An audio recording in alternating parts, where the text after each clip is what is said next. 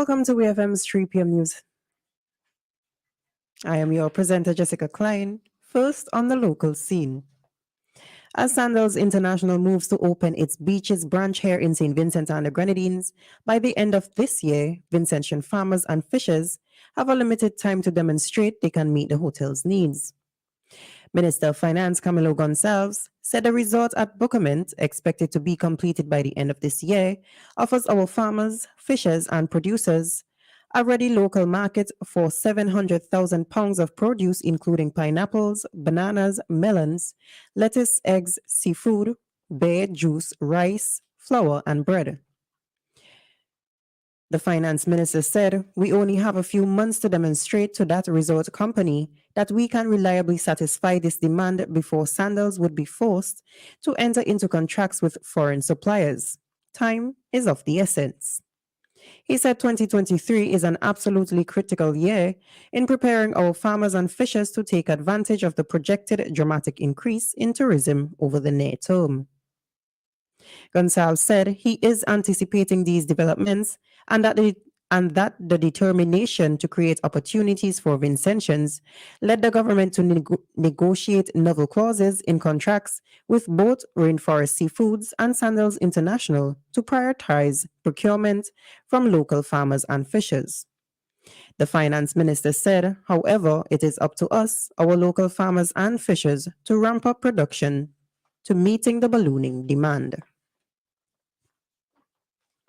2023 will see the government of St. Vincent and the Grenadines further developing and enhancing tourism sites and attractions that were deprioritized during the COVID-19 pandemic and in the aftermath of La Soufrière's volcano eruptions. With an investment of $2.5 million, the dirt road leading to the Bookament Resort will be paved and ready for grand opening at the end of the year. The Boardwalk and Villa Beach facility, Joseph Châteauguay National Park, Ovia Salt Pond, Montwin Beach, and the La Soufrière Bamboo Range hiking trail are all on the agenda for development and rehabilitation. The government is participating in two important developments that will expand the tourism and recreational potential of specific beaches along the Leeward coast with an investment of $1 million in the enhancement of Jackson Bay, Layou.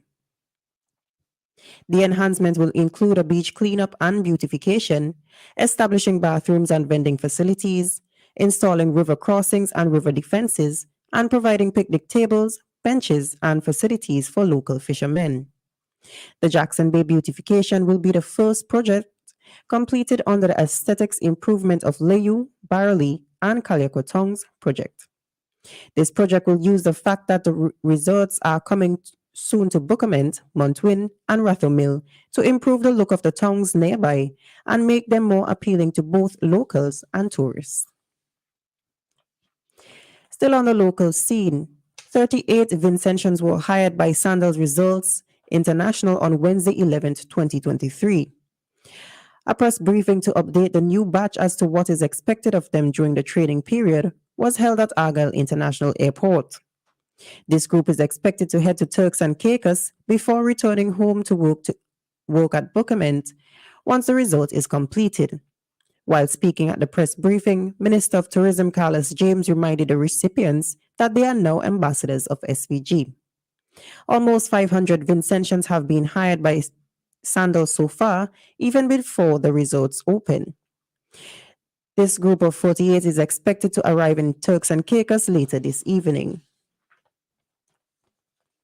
On the regional scene, the Barbados Cancer Society, in partnership with top researchers from the United States, has made a major discovery which shows thousands of Barbadian men as young as 40 have a specific DNA molecule gene that makes them liable to the development of prostate cancer. The presence of the molecule is most common in families and is considered a genetic disease according to studies.